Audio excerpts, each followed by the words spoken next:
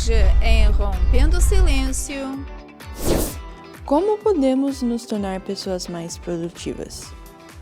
Como estabelecer objetivos e cumpri-los mesmo com certas dificuldades? Nossos especialistas nos explicarão. Já vamos começar!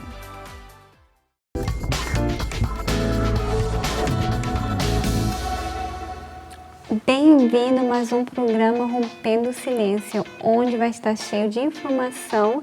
A gente vai estar falando sobre o que, Cíntia? Não deixar para amanhã o que se pode fazer hoje. Quantas vezes, né, Sandra, a gente tem alguma coisa para fazer e acaba deixando para uma outra hora? Será que você é assim também? Você que está aí ligado conosco? Talvez você está falando assim, mas como assim? Então vamos aprender juntos. A gente tem 3 especialistas que vão estar explicando um pouquinho sobre isso. Isso mesmo, fique conosco. Logo depois da matéria voltamos para dar início a esse assunto. Algumas pessoas planejam com entusiasmo uma série de atividades, mas desistem de realizá-las mesmo tendo todo o tempo e condições necessárias. Essa desistência pode ser a procrastinação, que nada mais, nada menos é o ato de adiar ou postergar a realização de uma tarefa ou responsabilidade, mesmo tendo consciência de que isso pode gerar consequências negativas. Isso pode acontecer por diversas razões, como falta de motivação, sobrecarga de tarefas, falta de disciplina, falta de habilidades e ou conhecimentos necessários, entre outros. Além disso, sentimentos negativos como tédio, frustração e ressentimento também podem surgir quando as atividades são desagradáveis. Outras vezes aparecem sentimentos mais profundos como insegurança, baixa autoestima e ansiedade. Adiar o trabalho não afeta apenas a produtividade diária, mas, a longo prazo, tem efeitos destrutivos na saúde mental e física, como estresse crônico, depressão, incluindo hipertensão e doenças cardiovasculares. Para evitar esses conflitos, é importante considerar os efeitos negativos do adiamento. Crie uma escala de atividades por importância e priorize as mais difíceis. Aprender a administrar seu tempo é necessário, e se as ocupações consomem muito tempo, fragmentá-las e estabelecer prazos pode ajudar a aumentar o nível de comprometimento. É preciso se perguntar se tem capacidade de fazer o que está adiando e se recompensar quando realizar tarefas fáceis.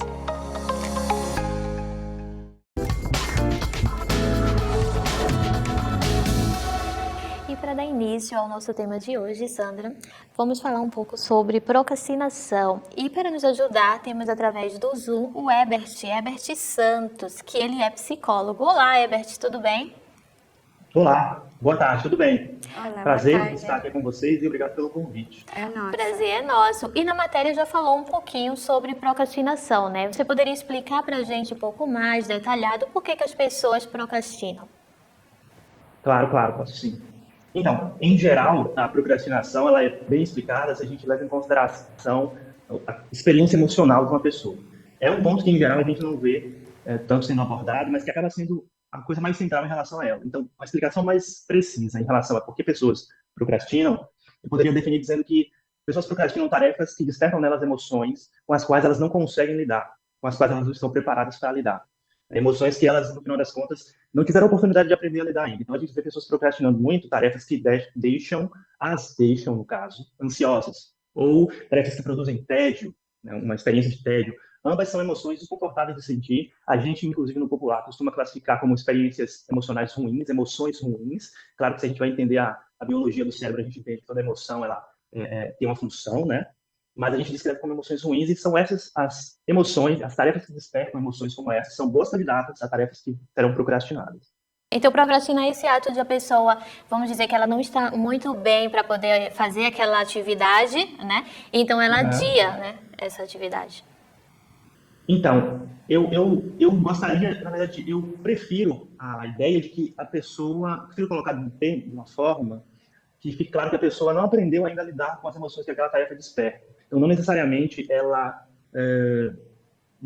tem uma questão com ela. É claro que a gente tem casos de procrastinação que fazem parte de transtorno, por exemplo. É muito conhecida a procrastinação nos transtornos de ansiedade, porque No caso, por exemplo, de um TAG, um transtorno de ansiedade generalizada, a gente tem vários estímulos ansiogênicos na vida daquela pessoa. Então, várias tarefas, várias características despertam ansiedade. Então, ela consegue procrastinar várias tarefas, porque, como eu comentei, como uma tarefa acaba fazendo a gente se sentir, a nossa inabilidade de lidar com isso, que motiva a procrastinação. No caso do TDAH também, acontece bastante. Mas, assim, eu diria, para colocar de uma forma bem simples, para ficar sem dúvida para o pessoal que está assistindo a gente, que a procrastinação ela é um adiamento de uma tarefa por questões emocionais. Então, um adiamento emocional. Nem todo adiamento é procrastinação, porque às vezes a gente adia por questões racionais, então é melhor fazer essa tarefa em outro momento. Mas, sem sombra de dúvidas, toda a procrastinação é um adiamento de tarefa. Estava falando sobre a emotional. E quais são outros sinais, não, para poder saber que a pessoa está? Outros sinais, além da relação com as emoções? Tem Então, a outros gente consegue sinais? ver muito. Perdão? Não, se tem outros sinais, isso aqui cortou um pouco. Claro, claro. Então, existem sim. A gente, inclusive, consegue observar sinais de procrastinação muito claramente. Então, inconstância, uma pessoa que tem uma dificuldade de concluir tarefas que ela começou. Em geral, a pessoa começa, mas aí a tarefa desperta uma emoção super difícil de lidar, por conta disso ela abandona a tarefa. E abandonar não é não vou fazer essa tarefa, não é deliberado. Ela em geral, se engaja, né, e começa a fazer uma outra tarefa que também faz sentido fazer. Eu gosto de chamar, inclusive, trabalhando com divulgação científica da procrastinação ali no Instagram, gosto de chamar de procrastinação produtiva, porque você se implica em várias coisas que não aquilo que você, entre aspas, deveria ou precisaria mesmo estar fazendo. Então, você está fazendo, não sei, tem que fazer pensar no estudante que procrastina bastante em geral, esse público. Tem que fazer um trabalho da faculdade, só que você não consegue lidar com as emoções, a ansiedade, talvez, que aquele trabalho desperte, e aí você vai fazer uma faxina, e aí você vai, enfim, arrumar uma roupa, e aí você vai pesquisar uma outra coisa que alguém pediu para você pesquisar. Então, um sinal muito claro é a dificuldade de concluir tarefas. Por outro lado, também tem a dificuldade de começar tarefas. É muito difícil para pessoas que têm um nível elevado de procrastinação começar tarefas. Então, em geral, são esses dois polos. Muito difícil começar as tarefas, porque elas assustam, já que você não consegue lidar com as emoções que elas trazem. Também difícil, difícil concluir as tarefas que você eventualmente começou. E a gente vê que é uma coisa assim, é mais comum hoje em dia e é uma coisa que acaba sendo grave, não? A gente vê que até as pessoas hoje fazem vídeos, não?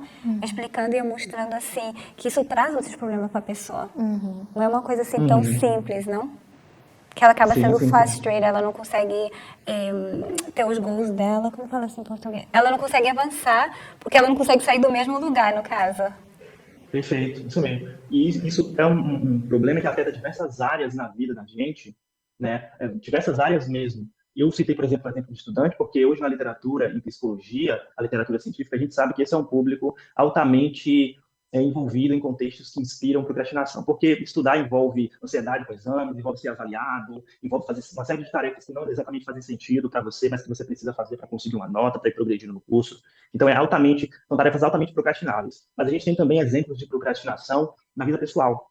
Pessoas, por exemplo, que procrastinam autocuidado e acabam sofrendo com efeitos na sua saúde. Tem, inclusive, um estudo muito interessante relacionando o maior índice de infarto do miocárdio e morte por infarto a maiores níveis de procrastinação.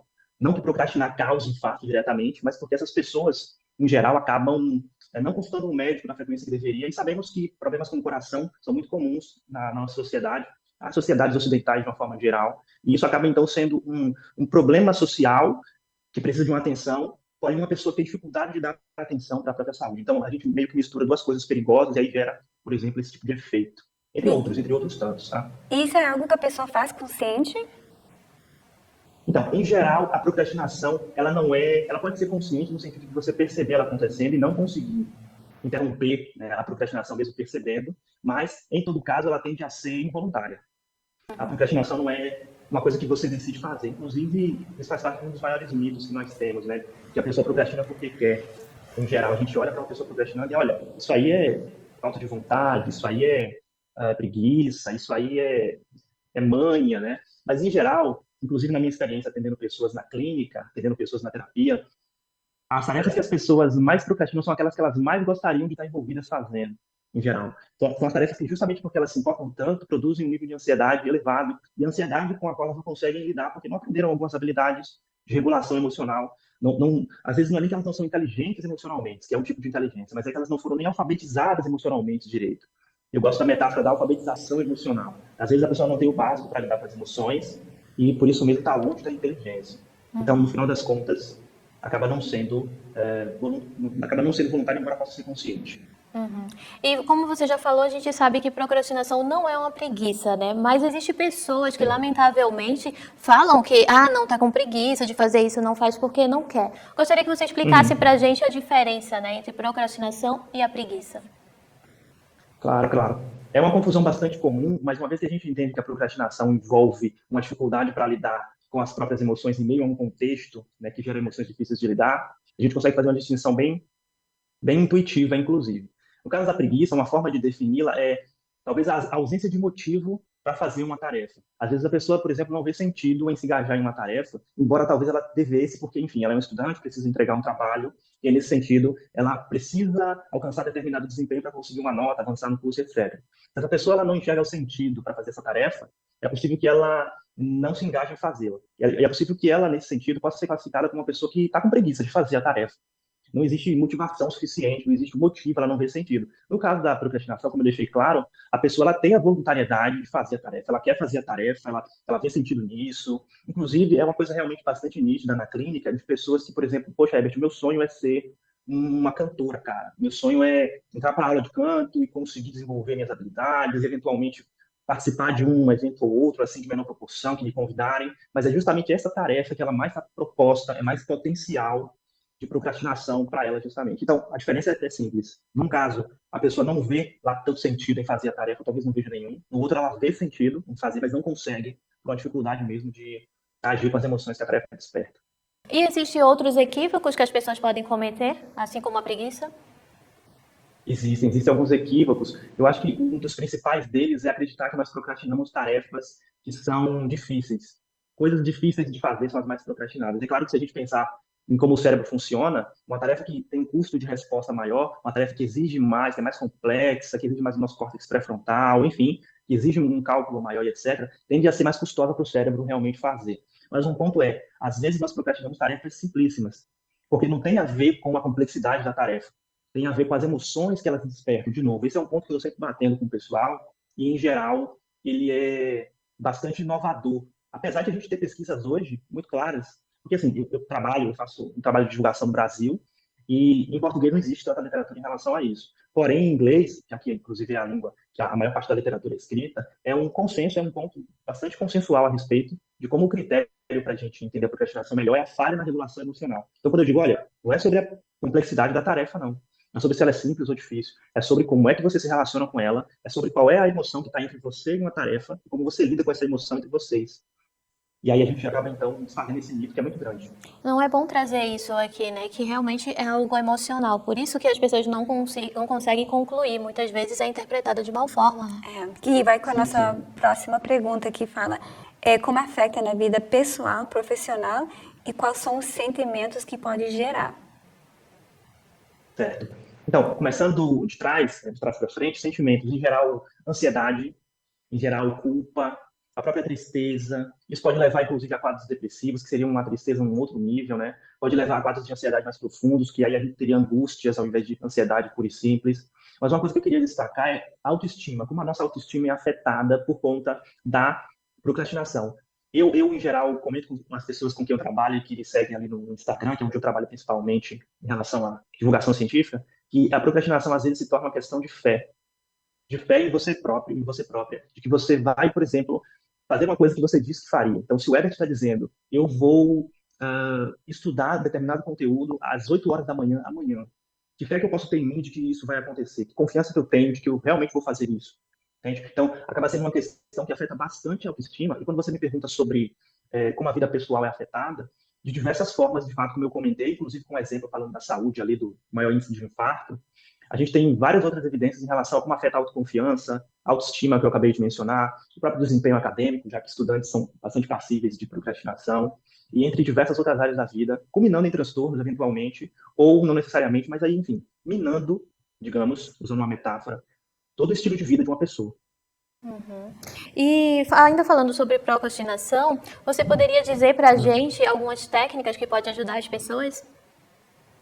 Claro, claro, claro. Inclusive, eu acho que é bastante interessante a pergunta que você me faz nesse sentido, porque aqui eu pintei um quadro contando um pouco da interpretação da procrastinação, como ela funciona. E nesse sentido, já que eu falei que a procrastinação, por definição, seria um adiamento emocional de uma tarefa pretendida, né, de um curso de ação, a solução também passa pelas emoções.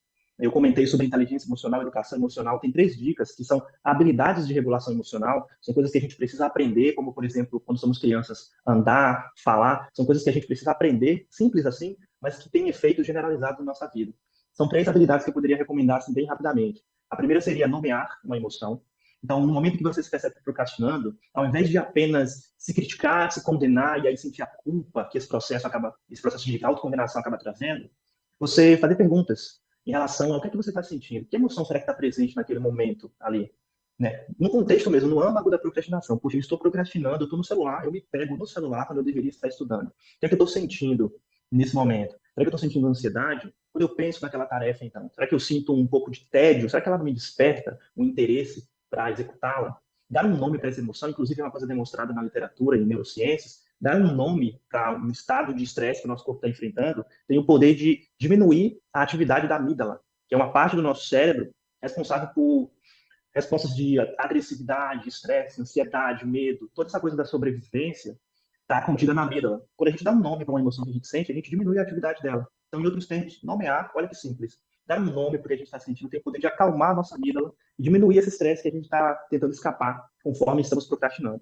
Então, dar um nome é uma primeira habilidade de regulação emocional a se treinar. Além disso, explorar essa emoção. Então, tentar entender por que ela está ali, qual é a tarefa, no final das contas, que está desempenhando, na verdade, fazendo você experienciar aquela ansiedade, que seja aquele tédio, fazer perguntas para você. Quando é que você lida com esse tipo de emoção? É apenas diante daquela tarefa? Tem outras tarefas que despertam isso? Há quanto tempo? É muito curioso, mas fazendo questões, explorando, né, colocando em ação essa segunda habilidade de regulação emocional, você acaba fazendo uma coisa que é super importante, que é permanecer com a emoção. E é justamente para não permanecer com a emoção que as pessoas procrastinam. Então, estou me sentindo ansiosa com a tarefa, eu afasto-me da ansiedade e da tarefa que está causando essa ansiedade, fazendo outra coisa, fazendo uma procrastinação produtiva, arrumando alguma coisa, mexendo no celular. Então, se eu passo tempo com a emoção, eu tenho uma chance de desenvolver algo que a gente chama na psicologia de tolerância ao estresse. E aí eu estou desenvolvendo uma tolerância, uma aceitação da emoção, que vai me permitir fazer o que eu tenho que fazer, ainda que a emoção esteja ali. E isso, no final das contas, é a tal da inteligência emocional, né? De a gente governar nossas ações para além das emoções. Não são as emoções que mandam o que a gente vai fazer ou não. É a nossa própria determinação com a emoção presente que vai dizer para a gente se a gente vai fazer uma tarefa ou não. Queremos agradecer muito para a sua participação, muita informação, muito importante, Sim, muito para já importante. começar o programa. Bacana. Com certeza. E com certeza as pessoas que estão aí em casa, que estavam aí tendo uma visão diferente sobre procrastinação, tiveram a mente aberta. Muito obrigado, Eberson. Legal. E agora a Eu gente te vai... agradeço a oportunidade. Obrigada de novo. E vamos para uma matéria e já voltamos. Para alcançar seus objetivos pessoais e profissionais, é importante planejar suas atividades diárias com antecedência e não desistir diante dos obstáculos que surgem pelo caminho. Quando você age com diligência, interesse e atenção em tudo que faz, a qualidade das suas atividades realizadas tende a ser melhor, ajudando-o a melhorar seu desempenho e, consequentemente, gerar ótimas experiências. Se você levar essa atitude diligente a todas as áreas da sua vida, poderá ser percebido pelos outros como uma pessoa confiável e responsável. Afinal, é por meio de pequenos atos diários que você constrói uma imagem de confiança e credibilidade perante os outros, o que é especialmente importante em um ambiente de negócio e trabalho colaborativo. Além disso, se você tiver a capacidade de executar seu trabalho com o cuidado e a agilidade necessários e não ceder a resultados indesejados, só fará com que seu objetivo inicial tenha um resultado excelente. Isso é particularmente importante em um contexto em que a concorrência é acirrada e as demandas dos clientes são cada vez mais exigentes. Por fim, ao cumprir suas metas diárias de forma diligente e responsável, você poderá desfrutar dos benefícios significativos, tanto em sua vida pessoal quanto profissional. Eles podem incluir maior autoconfiança, uma sensação de realização profissional e um maior equilíbrio entre vida profissional e pessoal.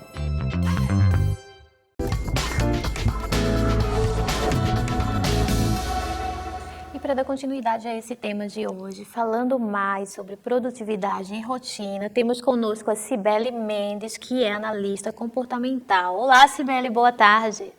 Oi, boa tarde, meninas. Obrigada pelo convite. Prazer estar aqui com vocês hoje. Prazer é nosso. E para começar, se você podia explicar a importância. Claro, na verdade, a produtividade, ela, na verdade, é um conceito que é bastante falado, né? Utilizado hoje em dia, bastante explorado, né? Vamos dizer assim.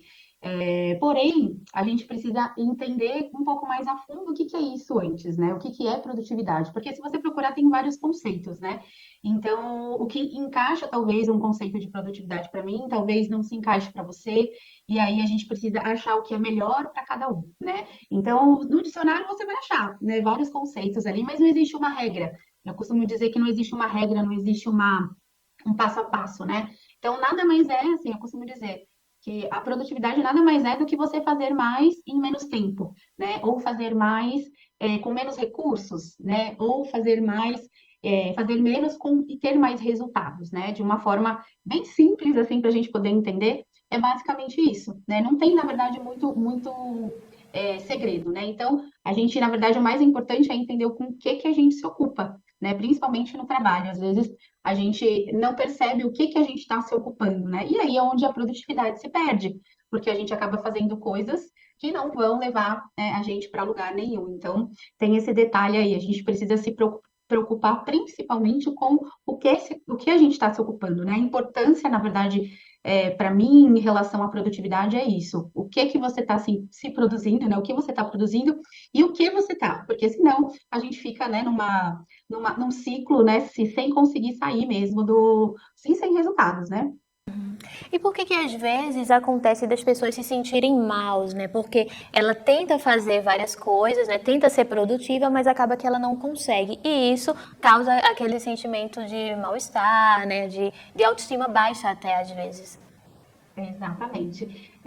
Eu gosto ainda até de completar isso, porque hoje em dia a gente está cada vez mais sobrecarregado, né? A gente tem pessoas cada vez mais sobrecarregadas, cada vez mais corridas, né? Sem tempo, totalmente frustradas, né? Infelizes, literalmente, porque não conseguem ser produtivas, né? Então, existem alguns motivos porque a gente se sente dessa forma, né? A primeira coisa é a pressão social que a gente tem, né? Principalmente porque a gente passou por um período muito grande aí de recusa, né, social com a pandemia, então esse fator de produtividade foi muito mais explorado, né, do que antigamente, então é uma pressão social muito grande, então valoriza-se muito quem é muito produtivo, quem faz tem muito uma pressão, né, vamos dizer assim, então as pessoas realmente ficam muito preocupadas com isso em relação a essa pressão. Eu preciso ser produtiva, eu preciso dar conta, eu preciso dar resultado a todo custo e a todo momento, de qualquer jeito, né? Então, a pressão social, eu acho que é o primeiro fator que faz realmente a gente não se sentir, né? Ficar mal realmente por não estar sendo produtivo, né? Depois eu acho que vem talvez uma autocrítica mesmo, um perfeccionismo aí da pessoa, né? A gente, na verdade, tem uma tendência natural a se comparar, né? A fazer muitas autocríticas, né, para nós mesmos, então acaba ficando cada vez mais complicado a gente atingir altos padrões, né? Que a sociedade começa a pedir, né, para a gente, então fica mais difícil.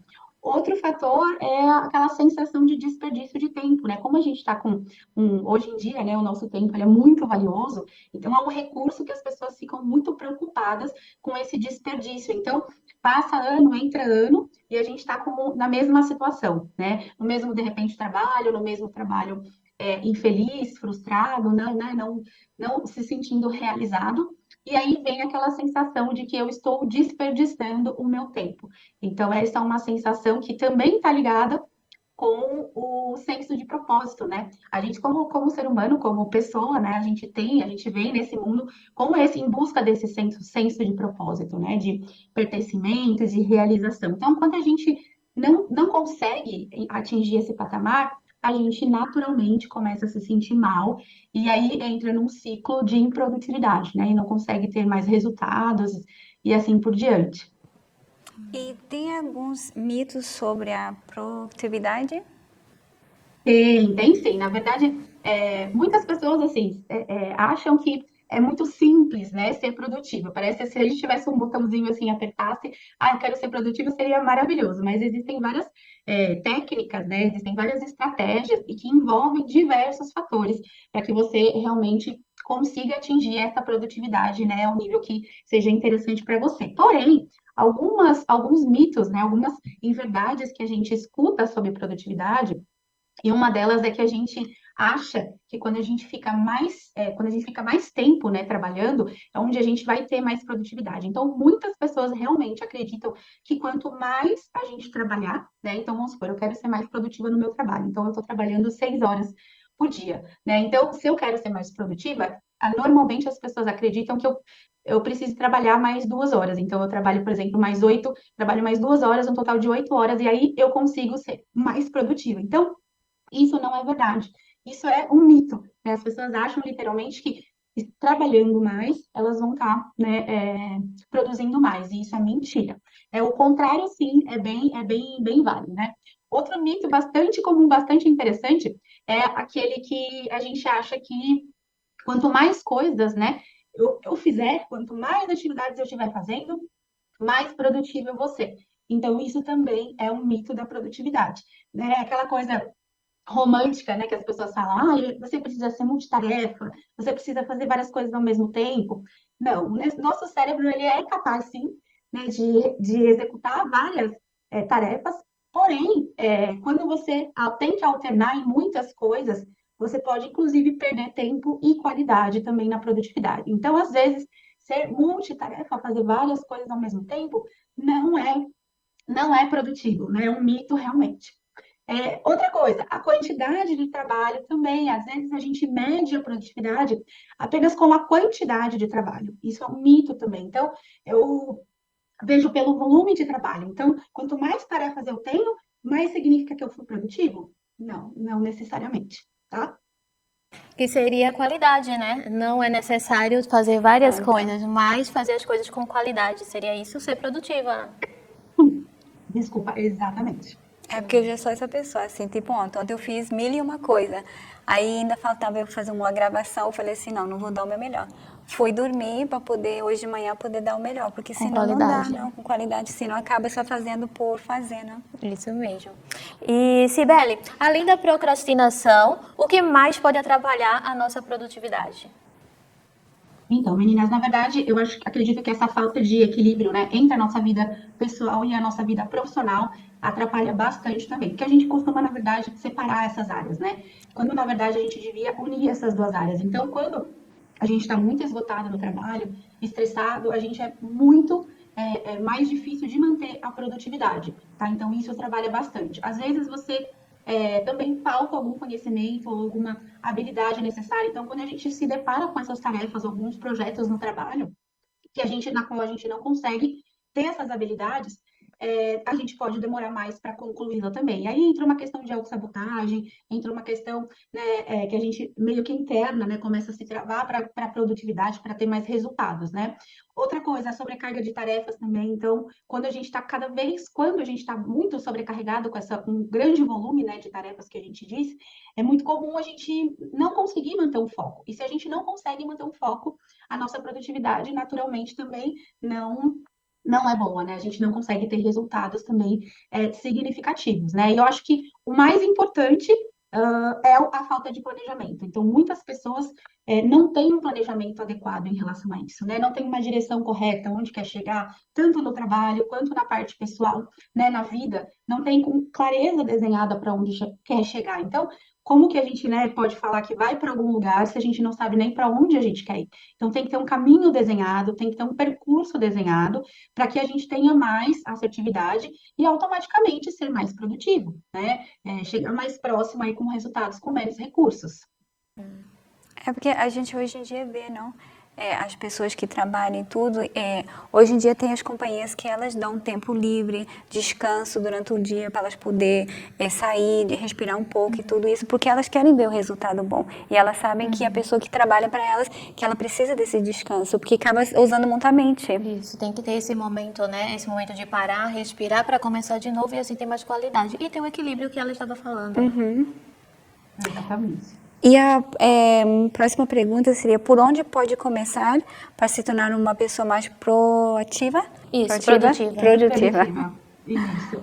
Na verdade, existem várias técnicas, tá? Existem várias estratégias que a gente utiliza, mas eu trouxe aqui algumas que elas são bem básicas, mas são necessárias, que sem elas a gente não consegue, né? Então, principalmente no ambiente mais corporativo, a gente precisa, eu acredito que o primeiro passo é a gente aprender a dizer não. Então, tem muitas coisas, muitas tarefas, muitas solicitações que a gente tem, não só em casa quanto no trabalho, que acaba sobrecarregando, né, o nosso dia a dia. Então, para a gente, o primeiro passo para a gente se tornar mais produtiva é realmente aprender a dizer esses nãos, né? Fazer a escolha certa no momento certo, porque às vezes a gente vai abrindo espaço, vai falando sim, quando a gente vê, a gente não consegue dar mais conta, né? E isso impacta muito negativo, né, nas nossas atividades. Então, outra coisa que é importante, desenvolver as habilidades de organização também. Então, às vezes, está tudo bem, você não é uma pessoa organizada, né? Às vezes, a gente nasce e fala, poxa, eu não sou organizada, eu não consigo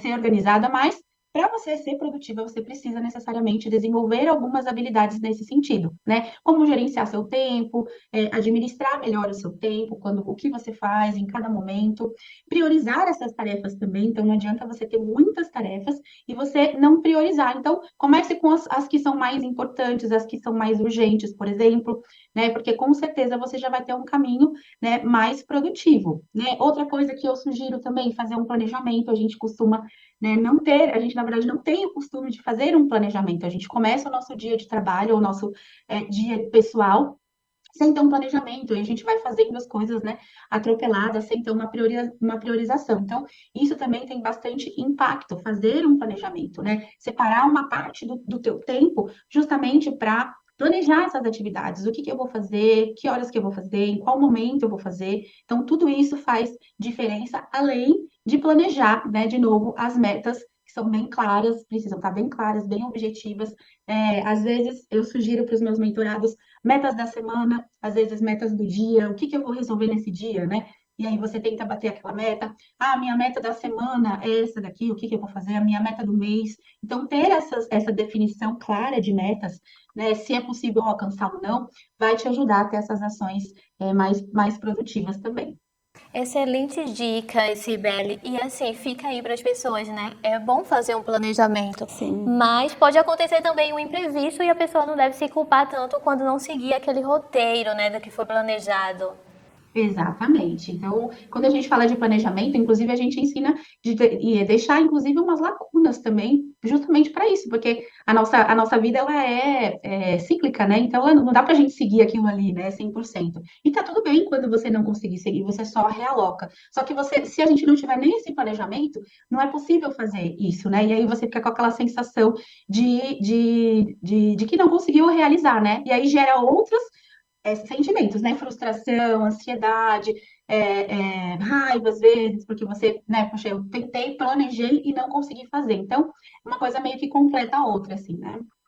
Gostaríamos de te agradecer, foi muito legal aqui esse nosso bate-papo, todas as informações que você nos passou. Tenho certeza que pôde nos ajudar também e as pessoas em casa, né, Sandra? Muito obrigada por estar presente com a gente. Imagina, eu que agradeço. Obrigada a vocês. Um abraço. Outro, tchau. Tchau. E para finalizar o nosso tema de hoje, Sandra, chegando já a quase o final do nosso episódio de hoje, temos aqui conosco mais uma mentora, né? Que ela é mentora em produtividade e especialista em procrastinação e disciplina, Vanessa Hackfi. Tudo bem? Tudo bom? Boa tarde. Primeiramente, gostaria de agradecer o convite. Sim, o prazer é nosso tê-la conosco aqui para nos ajudar ainda mais com esse tema. E já temos uma primeira pergunta, né, Sandra? Já, quais são os benefícios de estabelecer uma rotina e manter a disciplina nas atividades diárias? Então, o grande benefício é você realizar seus objetivos, é você viver a vida que você quer viver, você construir a vida que você quer viver. Então, ter uma rotina, primeira coisa que a gente tem que entender é que rotina é meio. Ela é o meio para você alcançar alguma coisa, alcançar uma meta, alcançar um objetivo, construir a vida que você deseja. Então, é você encarar a rotina como uma coisa boa, porque você implementa os seus hábitos dentro da rotina e a sua vida é fruto dos seus hábitos diários. Então, um grande mito, né, de rotina é achar que a rotina é fazer sempre a mesma coisa, sempre igual, monótono, como se rotina fosse uma coisa ruim. Quem nunca ouviu o grande ditado, né? Meu casamento caiu na rotina. Como se rotina fosse uma coisa ruim, tem um sentido meio pejorativo. Quando, na verdade, a rotina pode ser criativa, a rotina pode trazer leveza para sua vida. Então, o grande benefício da rotina é realizar seus objetivos, principalmente você diminuir a paralisia decisória, você não saber aquela sensação de não sei nem por onde começar. Você também ajuda a diminuir a sua ansiedade, porque traz previsibilidade. Nosso cérebro ama a previsibilidade. Então, desmistificar a rotina como se fosse uma coisa ruim. Então, a rotina é uma coisa maravilhosa. Então, é quando você vive uma vida com intencionalidade. E quando a pessoa administra bem o seu tempo, né? Ela pode aumentar a produtividade e assim evitar a procrastinação? Sim, com certeza. A procrastinação ela é uma falta de habilidade de lidar com uma emoção pelo qual você tá de embate, né? Então, quando você gerencia melhor o seu tempo, você administra o recurso mais importante da sua vida. Se a gente consegue entender que a vida é feita de tempo, então quando você administra esse tempo, você administra o seu foco, você direciona o seu foco para realizar as atividades que vão te trazer resultado. Então, quando você gerencia seu tempo, por exemplo, você diminui os ruídos, você diminui o excesso, você vive uma vida mais essencialista e assim, diminuindo os excessos, você diminui a procrastinação, no sentido de você focar naquilo que é prioridade, você diminui os excessos e os ruídos, no sentido de excessos de informações, inclusive que a gente falou anteriormente da paralisia decisória. Então, você passa a ter ações mais intencionais no tempo. Então, uma outra coisa que é bacana a gente falar é que você não gerencia o tempo, porque isso Deus que gerencia. A gente gerencia as nossas ações no tempo. Então, é você ser intencional para gerenciar as suas ações no tempo. E assim focar, existe uma lei chamada Lei de Pareto, que é a Lei 80-20, que é quando você direciona as suas ações e você tem muito mais resultado, porque você foca, e Pareto fala que 80% dos seus resultados vem de 20% do seu esforço. Então, quando você gerencia as suas ações no tempo, você consegue focar naquilo que te traz resultado, naquilo que é prioridade para você construir a vida que faz sentido para você. E você poderia nos ajudar dando alguma dica, falando um pouquinho como criar uma rotina eficiente para assim estabelecer e otimizar um tempo a mais na vida de uma pessoa? A principal dica que eu preciso dar é qual é o seu contexto. Você sempre levar em consideração o seu contexto. Você olhar qual é o seu conceito de vida, qual é o seu grande objetivo, o que você quer viver, quais são as suas metas. Então, é você olhar a vida que você quer construir. Então, para você construir uma rotina com leveza, uma rotina realmente eficiente, para você alcançar os seus objetivos, você precisa avaliar o seu contexto. Quais são os seus papéis? Você é mãe? Você é casada? Você é estudante? Você trabalha? Dentre os seus papéis, como que você vai agir de forma intencional? Então, uma rotina, a gente precisa entender que você tem que ter um período de experimentação. Você tem que se permitir esse período de experiência, que é quando você estabelece uma rotina e você vai ver se realmente aquela rotina faz sentido para o seu contexto de vida. Então, é você ter um autoconhecimento para você entender quais são os seus horários mais produtivos, qual o seu cronotipo. Então, dica para você implementar uma rotina com leveza e com mais resultados é você avaliar o seu contexto, é você não ficar focado no resultado final, mas principalmente observar qual é a motivação para implementar aquela rotina. Então, o grande erro das pessoas hoje é quererem mudar tudo de uma vez só. Do dia para a noite, eu quero começar a acordar 5 horas da manhã, eu quero estudar 3, 4 horas focado, eu quero fazer atividade física, você hoje faz atividade física, às vezes uma caminhada 2 vezes por semana, e na segunda-feira você decide que você vai fazer atividade física 7 vezes por semana, durante 2 horas por dia, então você querer fazer grandes mudanças muito bruscas, né? Fazer rupturas muito grandes na sua vida, quando na verdade a rotina ela precisa ser progressiva e sustentável. E a gente sabe que as pessoas têm muitas tarefas hoje em dia. Como ela saber qual colocar mais priorizar essa palavra? Mais prioridades. Prioridades. Você consegue estabelecer, tem um método chamado matriz de Eisenhower, que um autor ele coloca como você estabelecer o que é prioridade na sua vida. E, novamente, falando da importância de você ter clareza do que você quer viver, do que você quer construir, da pessoa que você quer ser, dos objetivos que você quer alcançar. Então, quando você tem metas claras, quando você tem metas específicas, fica muito mais fácil você priorizar e você direcionar o seu foco para as atividades que te trazem resultado. Então, uma forma de você aprender a priorizar é você se fazer algumas perguntas. Uma delas é, isso é o que eu preciso fazer, essa tarefa que eu preciso fazer, ela é urgente? Ela é importante? Se ela for urgente e importante, você deve fazer na mesma hora. Você não pode procrastinar. Você precisa visualizar qual é o benefício de fazer aquela atividade. Outra pergunta, você se perguntar, essa tarefa, ela é urgente, mas ela não é importante? Ela não depende exclusivamente de você? Não depende exclusivamente de você executar? Se ela for urgente, mas ela não é importante, outra pessoa pode fazer, então você pode delegar.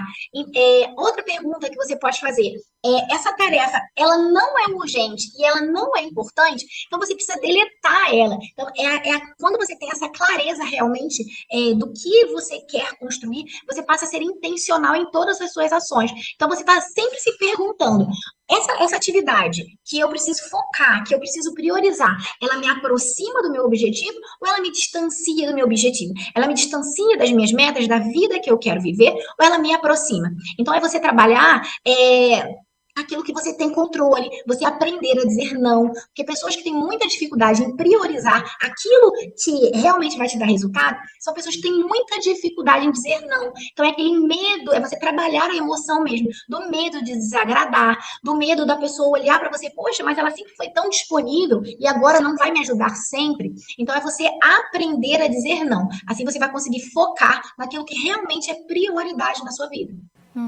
Isso tudo você ajuda uma pessoa no seu mentorado, né?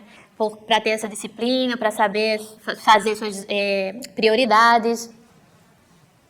Seria isso? Sim, eu ajudo sim. É um acompanhamento, o que eu gosto de trazer a disciplina nada mais é do que a capacidade de ação. É você conseguir se colocar não só em movimento de agir, mas realmente em ação. Não é só você ter o ímpeto, é você ter o desejo de mudança, de ter o desejo de ação, mas você realmente agir. Então a gente desenvolve essa capacidade de ação, entendendo nossas emoções, entendendo por que a gente está deixando as coisas para depois. A gente começa a desenvolver capacidade de ação também quando a gente visualiza o benefício de de fazer aquela tarefa, de executar aquela ação. Quando você consegue mostrar para o seu cérebro a recompensa, o porquê você faz aquilo que você faz.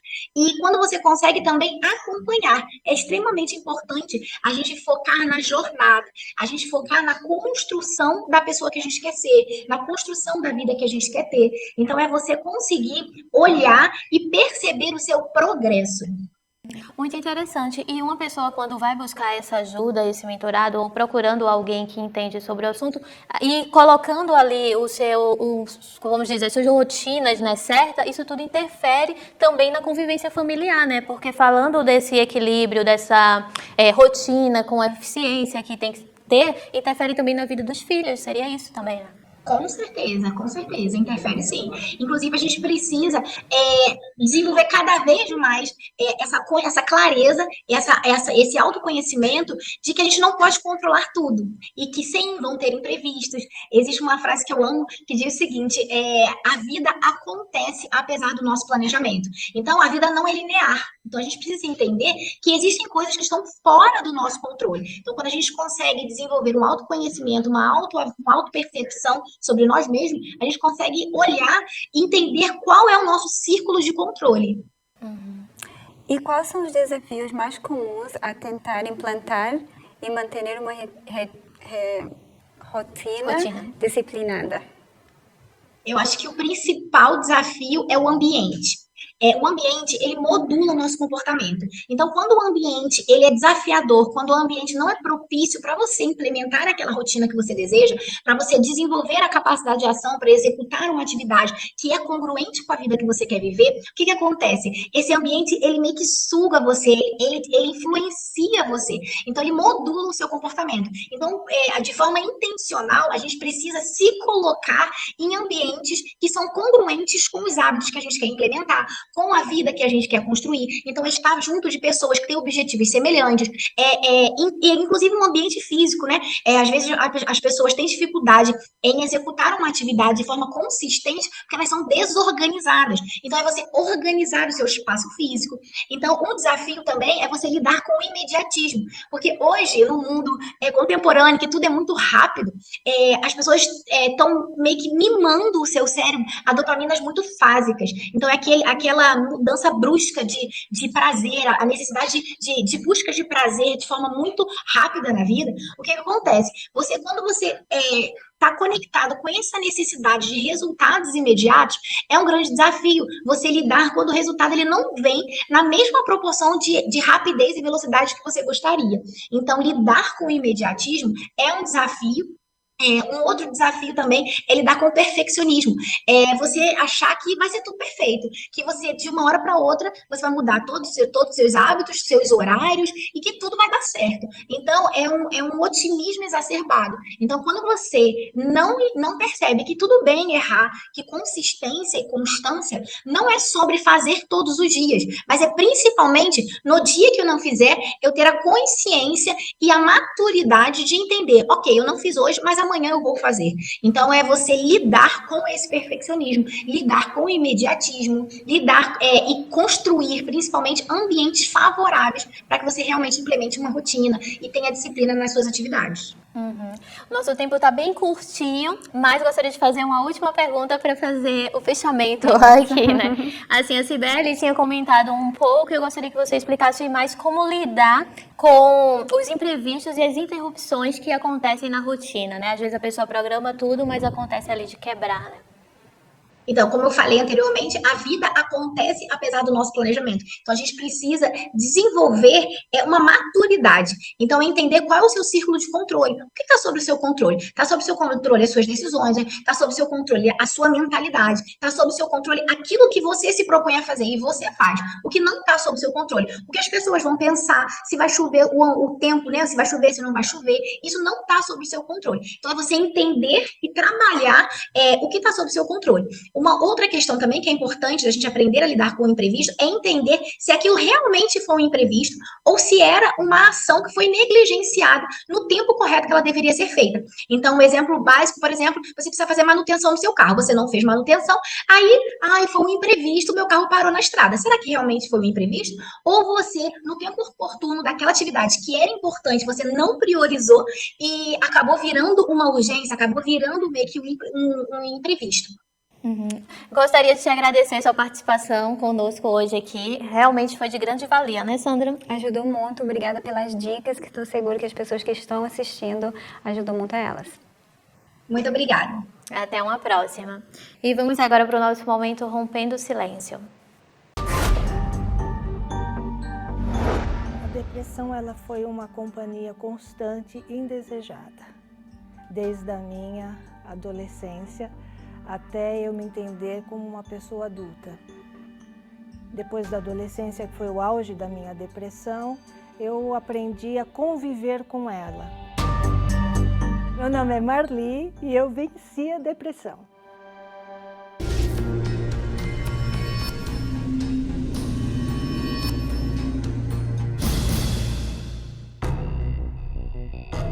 Na adolescência é que eu tive a noção da depressão, do que era a depressão, daquele mal-estar que eu sentia permanentemente. Eu não tive um motivo, por causa disso eu passei a ter depressão.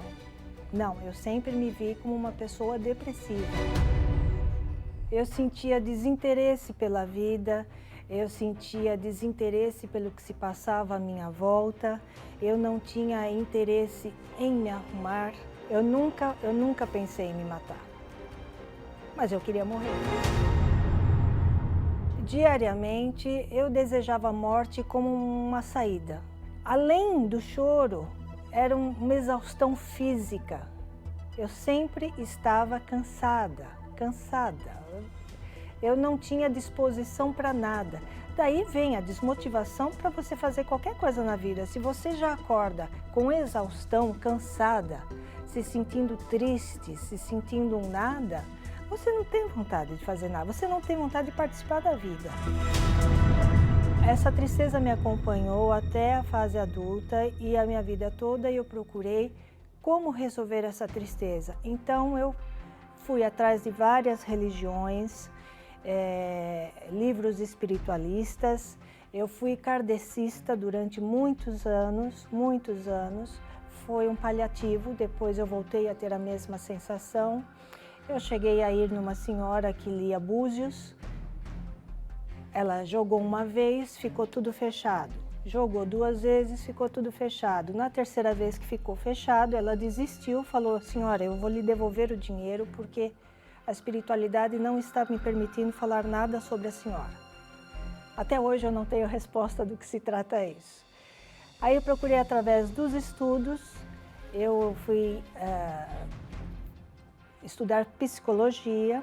Eu cheguei a fazer vários anos de psicologia para tentar entender até o que era depressão, mas não era o que eu queria realmente, né? Todo aquele ensino técnico não me dava respostas para o que eu sentia. O psiquiatra, ele me deu medicação. Foi aí que eu comecei a fazer tratamento com medicações. Eu tomava, eu tive uma leve melhora, mas não resolveu. Eu aprendi a conviver com a depressão e por causa da minha mãe eu senti que eu tinha que fazer alguma coisa devido ao problema de saúde dela. E eu resolvi ouvir que na Universal havia tratamento, uma corrente para os doentes, e eu vim na Universal por causa da minha mãe. Eu vim por ela, mas acabei também encontrando a cura para o meu mal.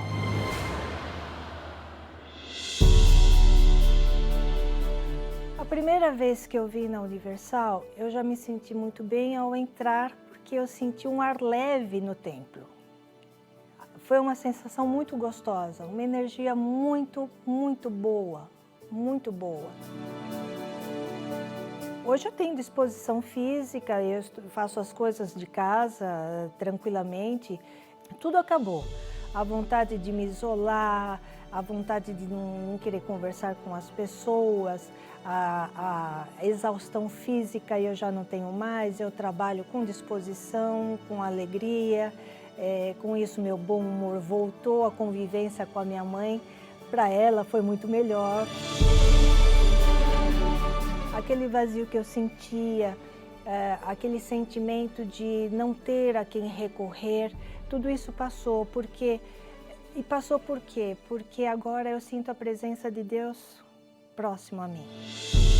Eu me vi me sentindo tão bem que eu deixei de tomar os remédios. Eu fui parando e falei, não vou tomar mais, para quê? Que eu não está surtindo mais efeito, eu não quero, estou me sentindo bem, não tem porquê. E parei e nem percebi que tinha parado. Parei, simplesmente parei. Hoje eu me sinto mais realizada, eu me sinto mais tranquila comigo mesma. Eu perdi aquela vontade de buscar respostas. Eu venci a depressão. Hoje eu me sinto vitoriosa, porque eu venci a depressão eu venci a depressão sozinha. Com a ajuda de Jesus, eu encontrei a saída. Eu encontrei quem me curou. Sozinha. Não foi médico, não foi medicação, não foi indo em locais que fizessem mágica, prometendo milagres. Não, foi algo concreto. Eu venci a depressão finalmente batendo na porta certa, porque, como dizem aqui, a última porta, realmente foi a minha última porta e que está resolvendo tudo.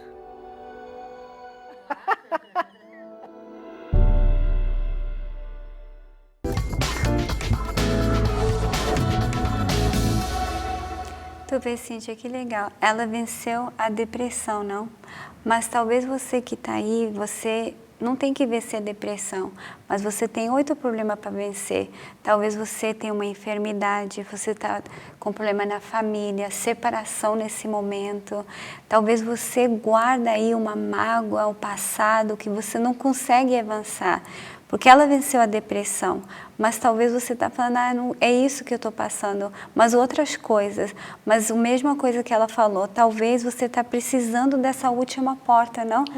Para abrir na sua vida. Talvez você já bateu em muita porta, já pediu muita ajuda a médico, a amigos, pessoas que estão ao seu derredor, que realmente essas pessoas são sinceras, elas querem ajudar, mas elas não têm esse poder. Como ela falou, quando essa porta abriu na vida dela, aí ela recebeu essa libertação. Exatamente. E aí ela fala, né, Sandra, que ela venceu sozinha e com a ajuda do Senhor Jesus. Ou seja, ela diz sozinha, terreno, né? No terreno ela não precisou da ajuda, embora eu acredito que ela tenha ido nos médicos buscar ajuda, mas não teve. Então ela viu que só o Senhor Jesus, de mãos dadas com ele, ela poderia sair adiante daquela situação.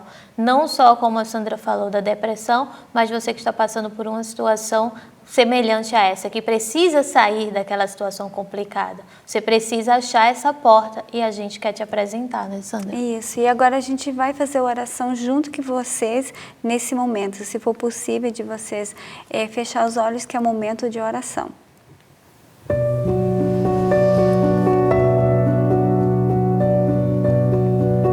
Meu Deus, entramos agora diante da Tua presença, meu Pai, e queremos pedir, Senhor Jesus, por todas essas pessoas que estão agora, nesse momento, meu Pai, assistindo esse programa. Essa pessoa, meu Deus, que nesse momento está passando, meu Deus, uma luta, uma tristeza. Talvez ela está sentindo uma angústia, meu Deus, no coração, meu Deus. Essa pessoa, meu Deus, que nesse momento se encontra, meu Pai, com uma enfermidade, Senhor, com uma doença.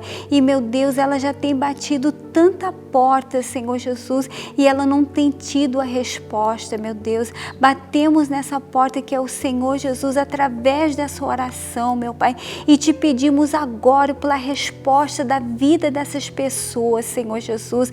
Entra agora, meu Pai, na casa de cada uma delas, Senhor Jesus, e arranca delas esse peso, essa tristeza, essa angústia que elas estão sentindo nesse momento. Vem arrancar agora com Teu poder, Senhor Jesus, e meu Pai, deixa aí a paz, a alegria que ela tanto tem precisado, meu Pai, e busca, Senhor Jesus. Meu Deus, abençoa cada uma dessas pessoas, a família deles agora, nesse momento, essas pessoas que ligam, meu Pai, para o programa, que ligam pedindo oração pela família, pelos filhos, pelos pais. Eu te peço por cada uma delas, Senhor Jesus, visita onde está, meu Pai, essas pessoas que pediram oração, meu Pai, através de ligar, meu Pai, que o Senhor venha abençoar, meu Deus. Eu entrego cada uma delas nas Tuas mãos, meu Pai, porque eu tenho certeza, meu Pai, que o Senhor já colocou a Tua paz, meu Pai,